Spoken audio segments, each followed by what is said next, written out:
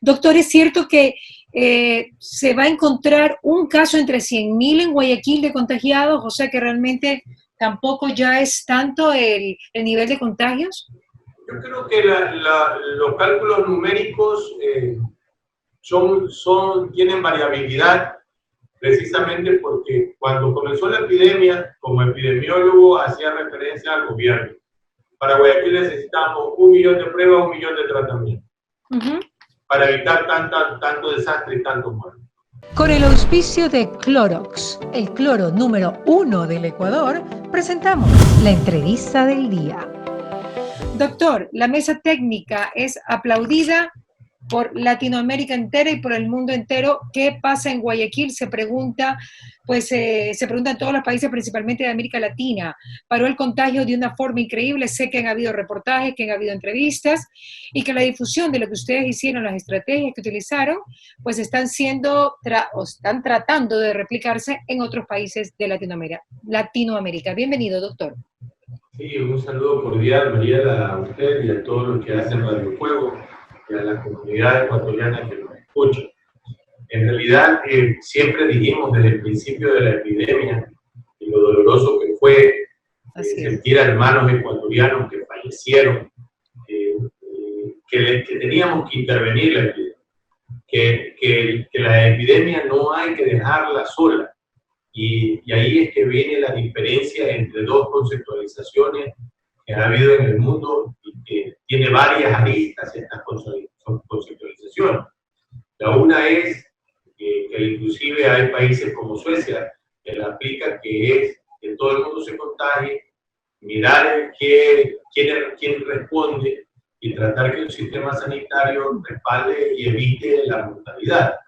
Nosotros no tenemos esa oportunidad de un sistema sanitario robusto. Nuestro sistema sanitario está ocamérico, y ahí es que viene la contradicción en que algunos actores que detienen los 10 años de esta desgracia en el país en salud, lo voy a mirar desde el problema de salud, nos eliminaron una serie de institucionalidades que eran muy importantes para la vigilancia de la salud poblacional, como era el Instituto Nacional de Higiene, como era el Servicio de Control de Vectores, la zoonosis. Se centralizaron todos los programas y ahí es que tuvimos graves problemas, inclusive en esta epidemia, donde el extremado centralismo, el pesado centralismo, no actuó en Guayaquil, no pudo actuar en Guayaquil. Lo que mejoró en Guayaquil fue la gestión de la recolección de fallecidos, y luego viene el tema de la intervención sanitaria. Y claro, esta condicionante es que Guayaquil está mejor preparada que otra, igual la provincia del Guayas, por dos elementos fundamentales, y que ha sido confirmado inclusive por el doctor Washington Alemán de la mesa técnica, coordinador de la mesa técnica, donde Washington Alemán ya tiene resultados de más de 5.000 pacientes tratados, 400, casi 500 recibieron oxigenoterapia, y solo el 0.8 falleció.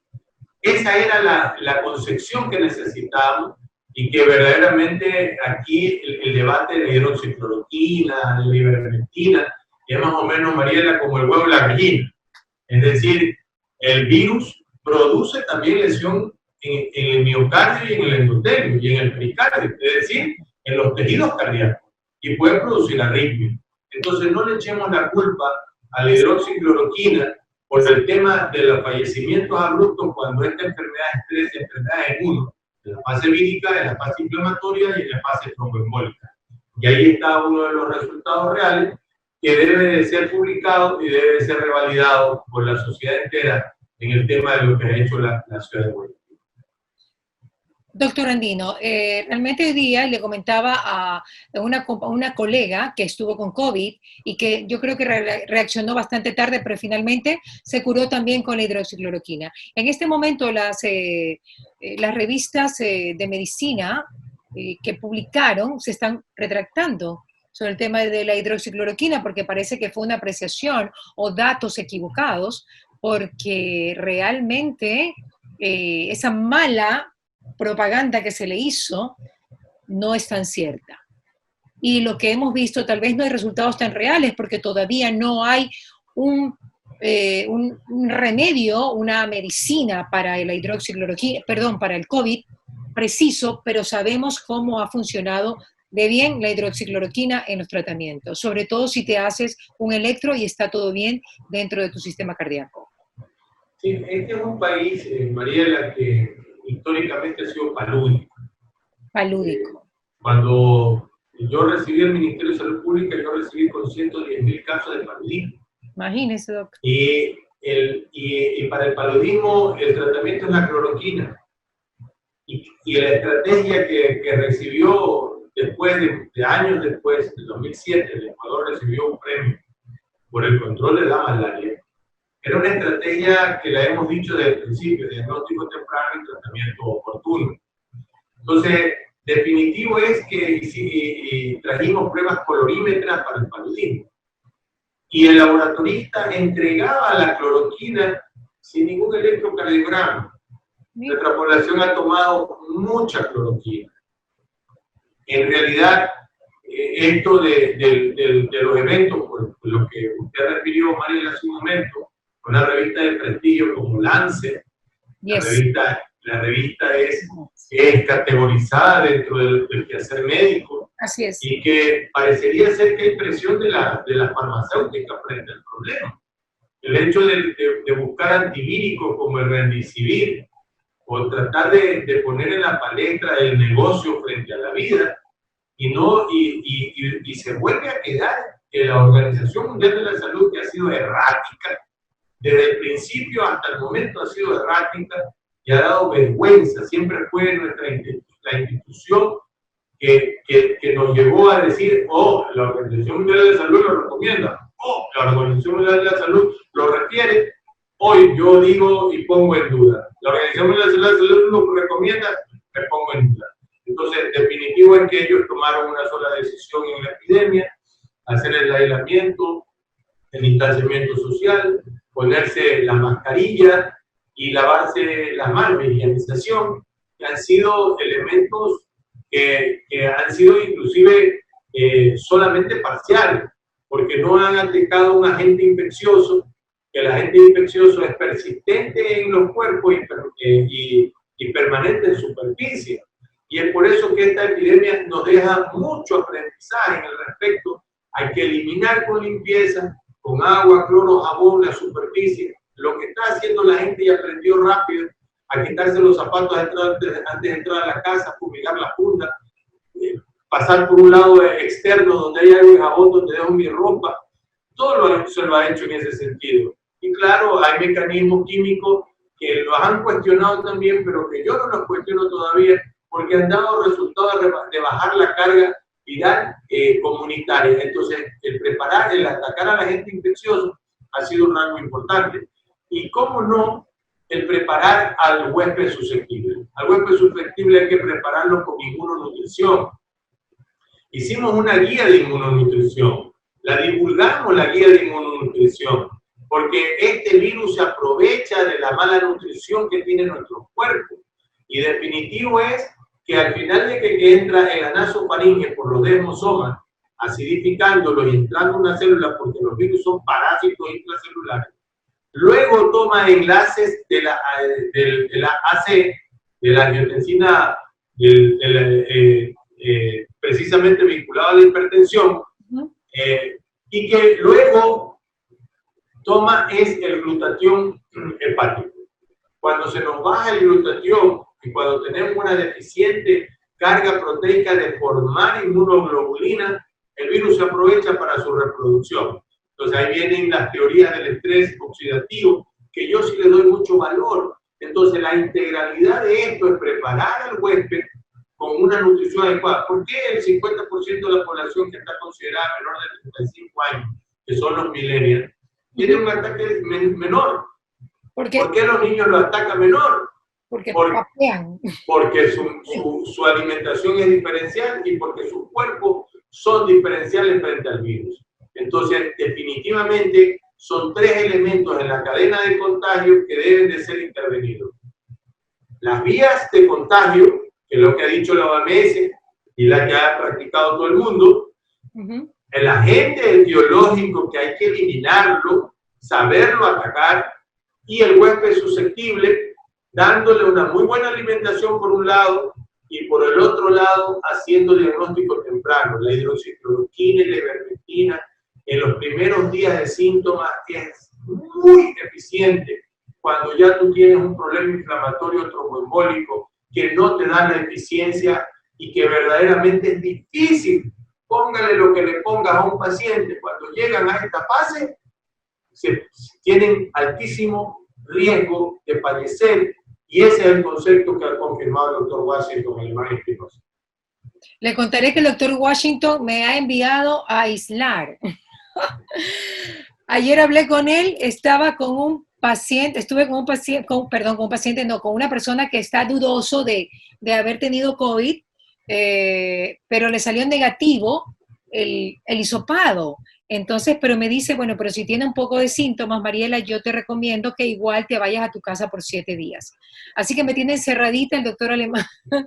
Pero son medidas que han dado resultado en Guayaquil. No es que lo tenga, ni que el chico tampoco lo tiene, no ha dado positivo, de hecho no dio positivo, dio negativo, pero estas medidas extremas han servido también como estrategia, no digo extremas, sino precautelares, han servido como estrategias en Guayaquil para que hayamos tenido un modelo exitoso en relación a la pandemia?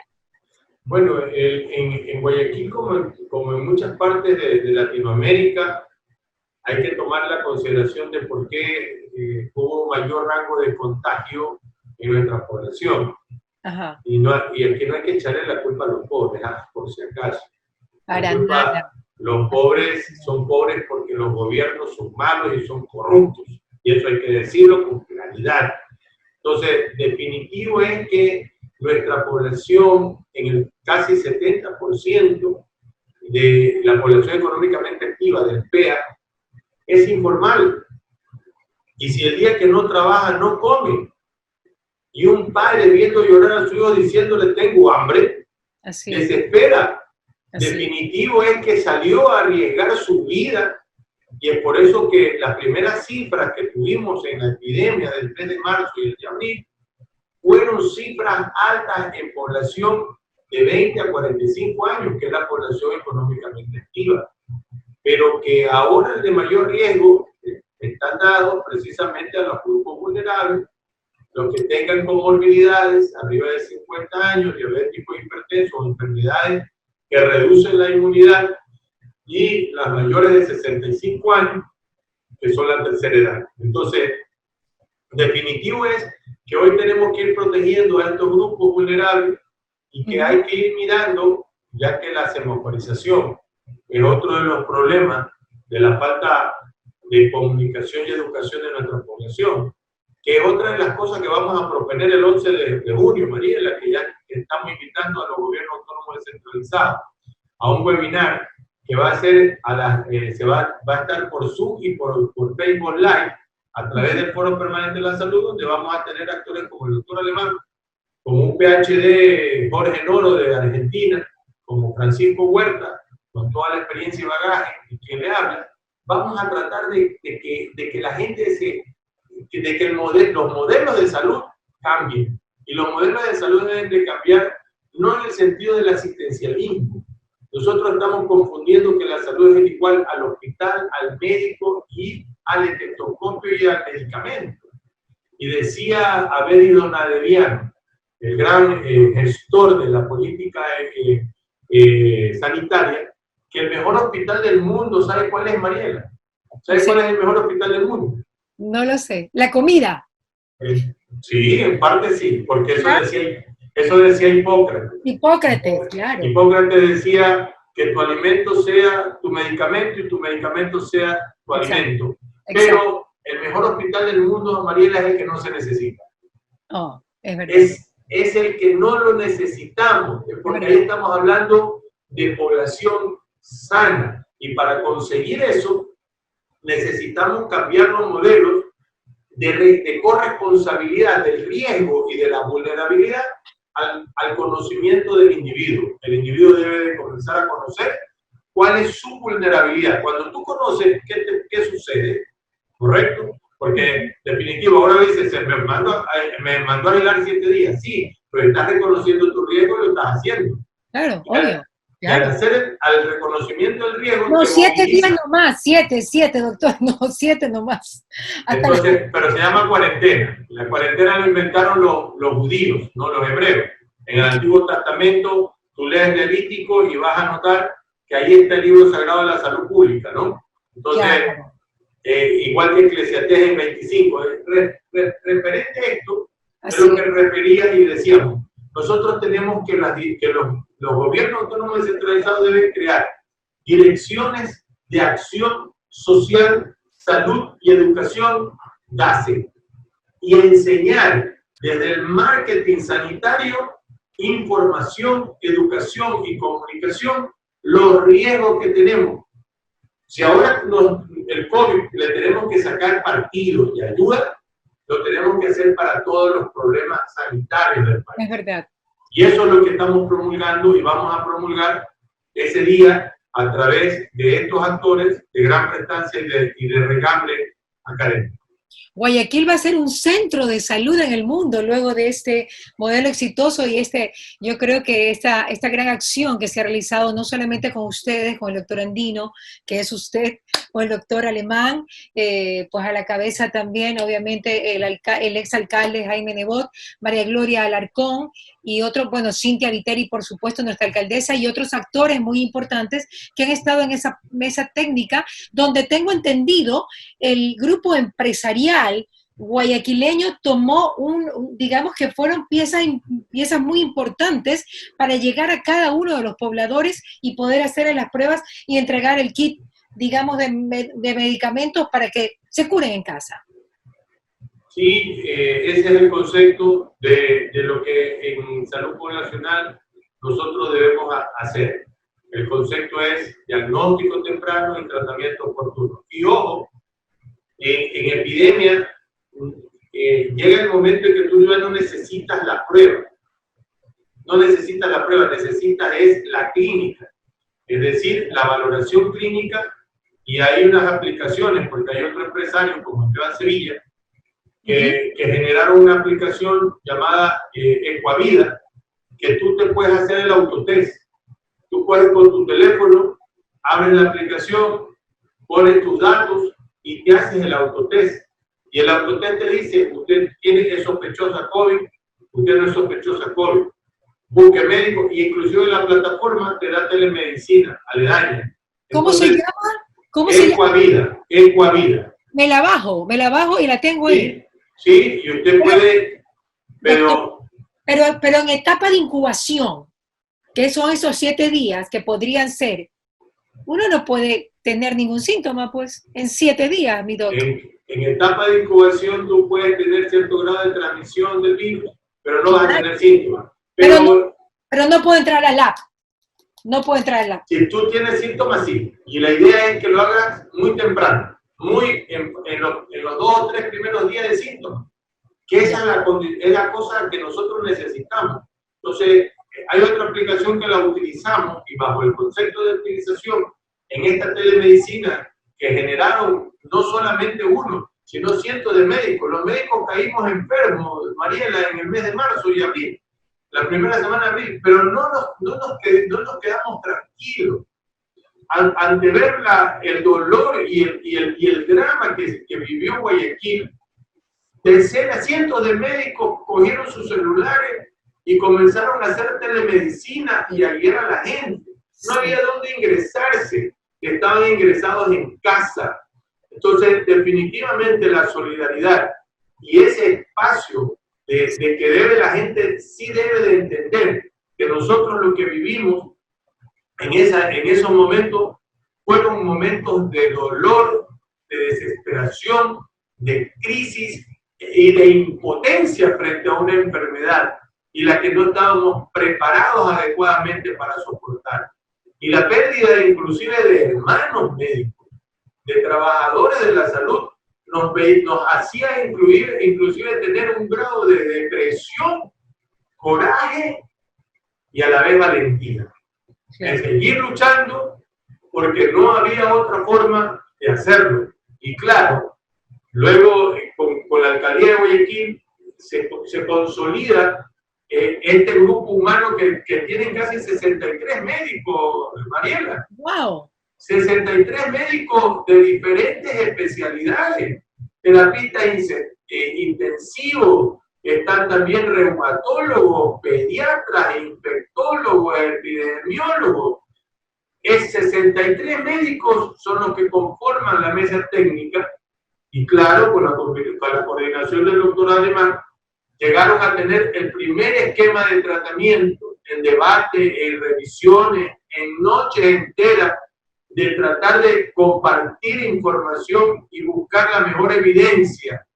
Y esa mejor evidencia es la que nosotros se ha puesto como mesa técnica, donde está un médico profesor nuestro como Lucho Zurita, Luis Arracín, Jorge Vergara, Mayra Ordóñez, que están chicos infectólogos nuevos como el doctor Díaz, la doctora Paola Vélez, se encuentra, es decir, hay una gran, neumólogos como el doctor Ulloa, hay una gran cantidad, cerca de 63 médicos actuaron en la mesa técnica, pero fuera de la mesa técnica hubieron casi 150 profesionales, entre ellos arquitectos como Héctor Hugo, como Freddy Olmedo, como Carlos Koch. Es decir, esto no fue un efecto, Mariela, de que nos unió el dolor, nos unió es la desesperación.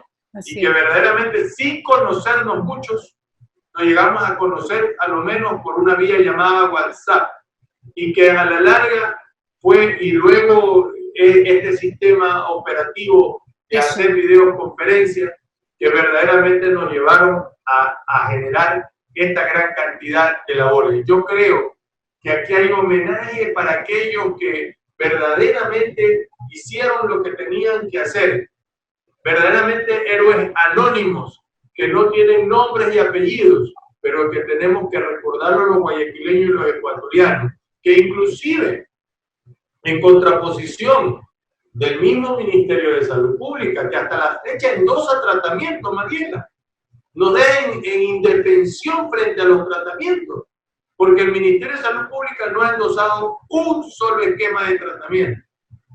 Esto se lo ha hecho bajo la responsabilidad de los médicos al salvar miles de vidas, ¿no es cierto? Y que a la larga el dolor de los fallecidos nos dejó impactados para no olvidarlo, y que el efecto político actual no nos deje perder la memoria. Cuidado, no nos deje perder la memoria, porque ahora en la agenda política ya no está el esquema de salud. Y nosotros tenemos que volverlo a recordar para saber que tenemos que cambiar el sistema nacional de salud. Es increíble cómo brillaron también los médicos de la vieja guardia, doctor Andino. Increíble cuando el sentido común, la experiencia, la sabiduría prima, sobre todo en este tipo de eventos que son tan inesperados y tan desconocidos. Es increíble. Yo estoy muy alegre, yo tengo familia de médicos, mi papá es médico, y realmente cada vez que yo hablaba con él, para mí era como, me ubicaba, me decía, a ver, Mariela, tranquilízate, no te pongas loca por aquí, solo piensa. Y esa sabiduría de los médicos de la vieja guardia le ayudaron a todos los guayaquileños. ¿Qué tanto se va a esparcir este conocimiento que tiene Guayaquil al resto del Ecuador con la experiencia de ustedes y por qué no a otros lugares de Latinoamérica? Lo que nos hace falta es siempre evidenciar y escribir. Entonces, si nosotros ponemos los guayaquileños somos muy actores, ¿no? Y obviamente falta es que sentarnos a escribir. Claro. Debemos seguir los parámetros de la guía de Olmedo y de Juan Montalvo de pronto, para también dejar evidenciado, y de Eugenio Espejo, que es nuestro padre médico, al cual siempre debemos nosotros establecerlo, es que nos falta escribir, y hay que escribir. Ahora más que nunca es necesario referir lo que vivimos y lo que hemos hecho y lo que se ha hecho, y lo que cada uno ha aportado, su grano de arena para construir lo que hoy Guayaquil puede referir que va con más tranquilidad, no con con seguridad total, por si acaso. No hay que decirle a los guayaquileños, ya pasó, no. Tenemos que evitar que exista la segunda ola, la segunda onda, la segunda curva, que va a ser más pequeña, definitivamente más pequeña, pero que va a existir, que todavía hay transmisibilidad y que esto no ha terminado todavía. Que los guayaquileños y los ecuatorianos lo sepan. Pero doctor, aquí hay, tengo un reportaje que dicen que descartan una segunda ola. ¿Eso es cierto? No lo creo, es decir, que va a ser muy pequeño. De pronto para Guayaquil mucho más pequeño. Ya. Por ejemplo, yo le vengo diciendo inclusive al alcalde Yunda, ¿no? Ahora lo conocí en esto del Código Orgánico de la Salud, peleamos duramente para cambiar. El doctor también, lo perdimos. ¿verdad? Claro. Perdimos este evento porque estábamos con Poli Ugarte haciendo un grupo que verdaderamente cambie la ley y gracias a Dios, Mariela, y hay que decirle al Ecuador, que gracias a Dios no se ha aprobado ese Código Orgánico de la Salud, que es un mamotreto jurídico que hubiera consolidado lo que hemos vivido actualmente. Hoy tenemos que repensar la salud en el Ecuador y tomarle la palabra al presidente de la República el 24 de mayo, hacer un sistema más protector, juntando todas las instituciones que son públicas en salud y que no necesitan reforma constitucional, porque el artículo 360 lo define. No podemos aceptar una cuestión de esta naturaleza, pero en definitiva, esto es lo que nosotros tenemos que dejar como un legado para las futuras generaciones, legado inclusive al valor de aquellos que no abandonaron los hospitales, que no se enfermaron, que no abandonaron, y que algunos que enfermos positivos, sin saberlo, porque estaban positivos sin síntomas, siguieron trabajando y hasta el momento actual. Yo creo que lo que sí tenemos que recordar es que tenemos que romper el centralismo de este gobierno y este Estado que vivimos. No más centralismo. Tenemos que descentralizar y desconcentrar el Estado grandote. Y esta es la gran oportunidad de cambiar el futuro del país en su plataforma de producción, en su gestión administrativa y en su visión diferente. Los municipios deben de tener mayor cantidad de responsabilidad, pero también recursos. La salud colectiva es una entelequia en el Ministerio de Salud Pública, Mariela. La salud colectiva poblacional es una subsecretaría que no ha servido para nada y que esos recursos que tiene la subsecretaría de salud colectiva deben pasar a los gobiernos autónomos descentralizados a cambiar los estilos de vida de nuestra población a través de los DAS. Es un problema que lo hemos tenido siempre, doctor Andino, y que sería bueno que lo podamos instituir de otra forma. Pero esto lleva años, en el Ecuador siempre te hemos tenido y nos hemos referido a esa manera como se ha manejado. Doctor, ¿es cierto que se va a encontrar un caso entre 100.000 en Guayaquil de contagiados? O sea que realmente tampoco ya es tanto el nivel de contagios. Yo creo que los cálculos numéricos tienen variabilidad, precisamente porque cuando comenzó la epidemia, como epidemiólogo hacía referencia al gobierno. Para Guayaquil necesitamos 1 millón de pruebas, 1 millón de tratamientos, para evitar tanto desastre y tanto muertos. No tuvimos ni el 1 millón de pruebas ni el 1 millón de tratamientos. Luego vinieron los tratamientos y las pruebas. Entonces, hoy en el cálculo podemos referir y lo hacemos a través de modelos matemáticos del CEA. La curva llegó a su gran exposición y de pronto tenemos más de 1.500.000 hermanos expuestos en esta enfermedad, en Guayaquil. Más de 1.500.000. Es decir, que a la larga la exposición se establece. Ahora, hay cosas que todavía no son bien definidas. Primero, la inmunidad que te brinda el COVID no es para todo el mundo. Y yo pongo mi caso, yo soy positivo, soy ya negativo, Me he hecho 8 pruebas y no tengo inmunoglobulina, María. Ah, Esa es una población que verdaderamente estamos expuestas a poder contagiar. ¿y tiene que ver con su tipo de sangre, doctor? ¿Por qué es A? No, yo soy O Oh, positivo. ya. Puede ser por mi comorbilidad, pero definitivamente ¿Y tenemos cuál es su nosotros. comorbilidad? ¿Qué tiene usted, doctor? Yo tengo diabetes, entonces definitivo es que podría ser eso, no lo sabemos. Pero Ya. puede ser también genético y puede Ya. ser también elementos fundamentales poblacionales. Entonces, nosotros tenemos que mirar que tampoco no sabemos si la inmunoglobulina o la inmunidad va a ser permanente, no lo sabemos. Tampoco se sabe.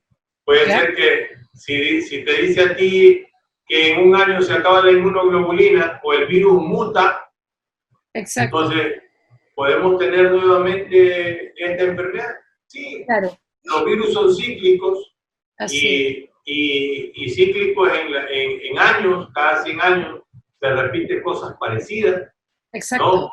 Entonces, definitivo es que hay mucho que aprender todavía y no hay cosas que decir a 100%.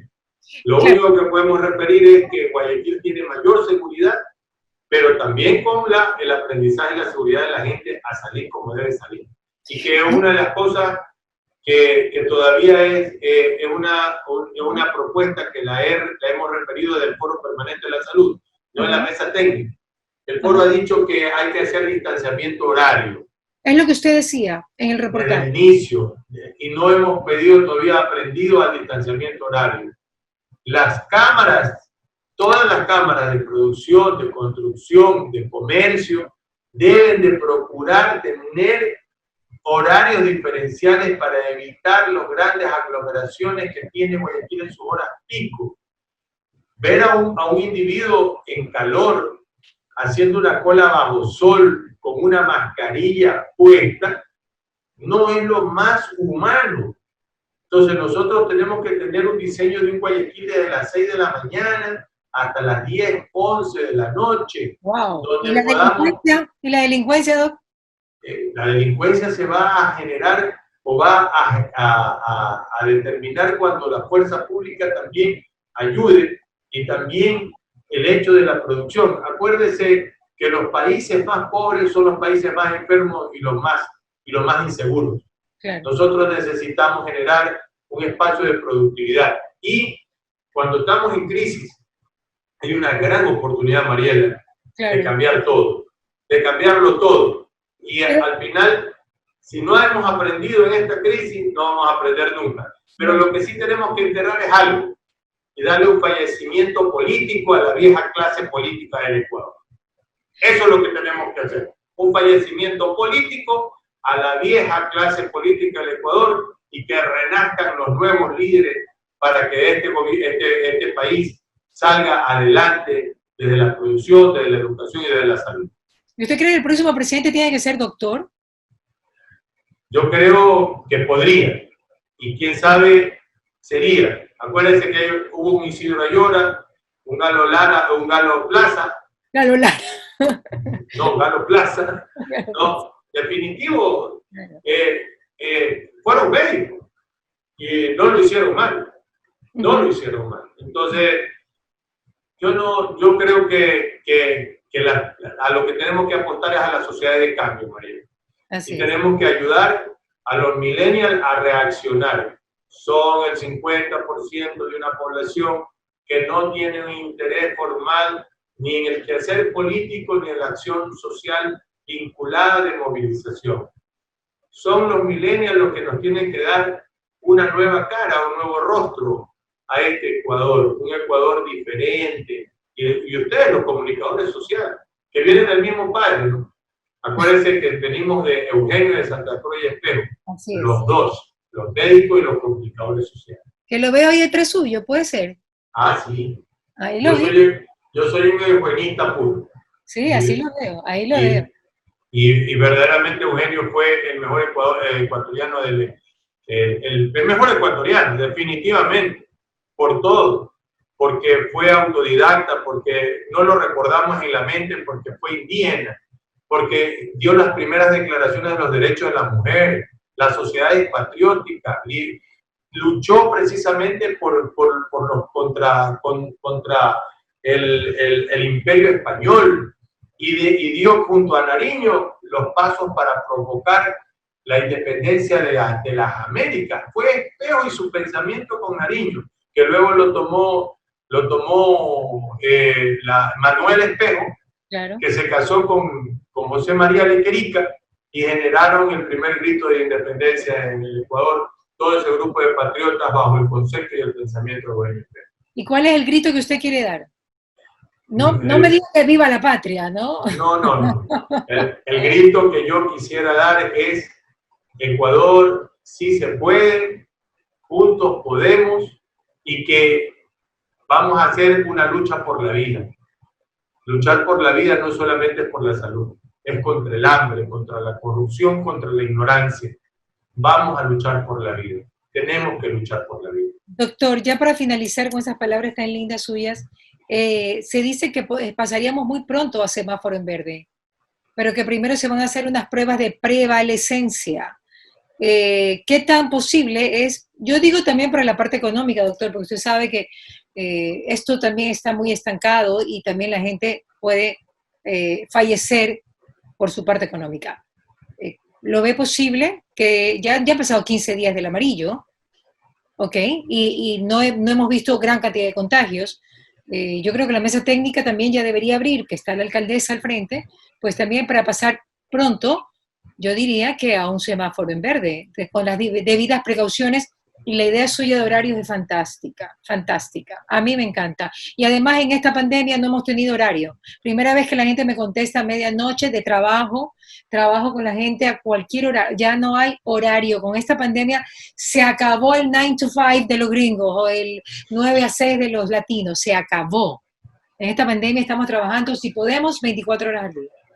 Sí, 24/7.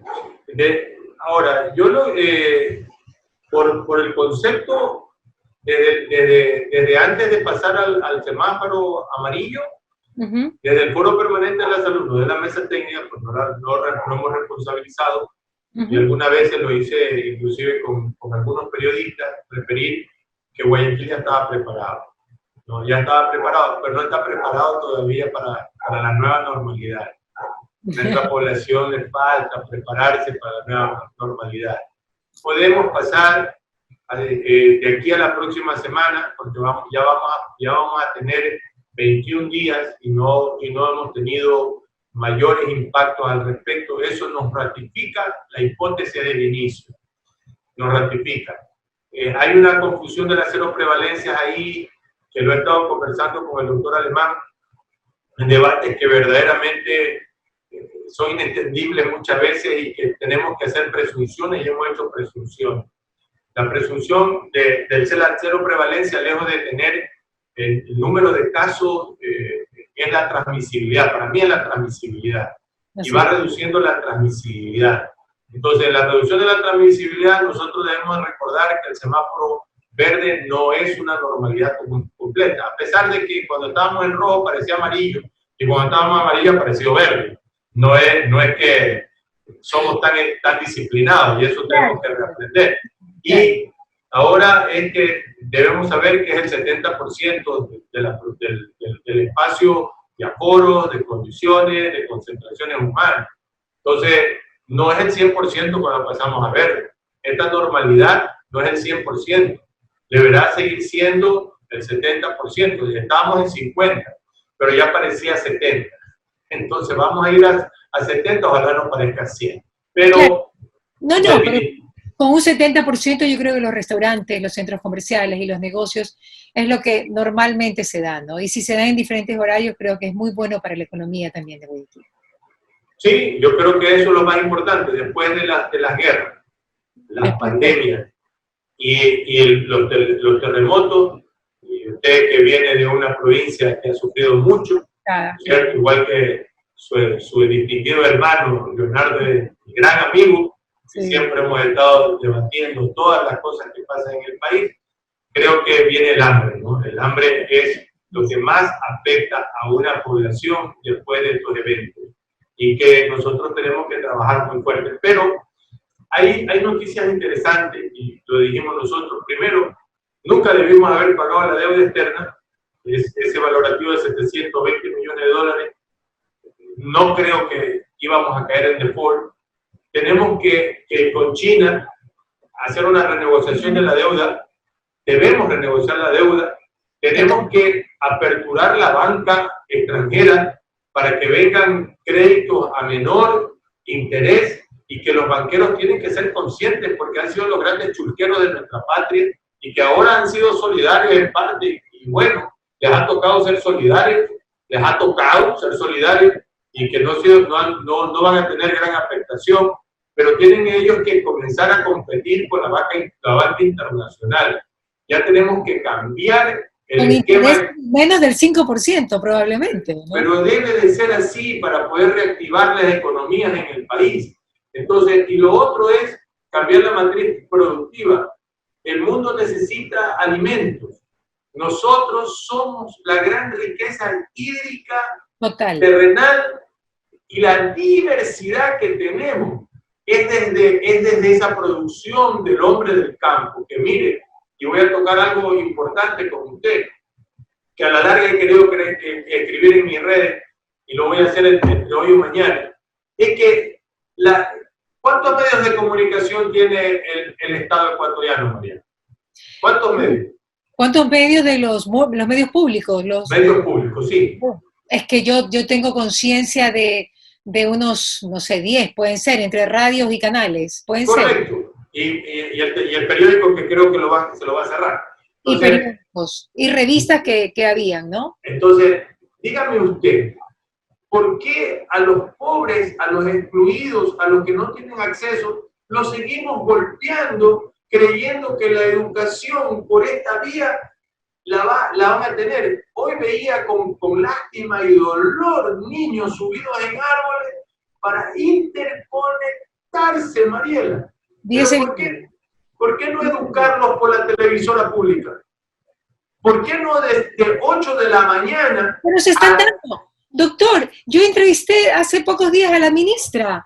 Están dando a través de la televisión, a través de Gamavisión, doctor. Se está infundiendo la educación a través de Gamavisión. La radio.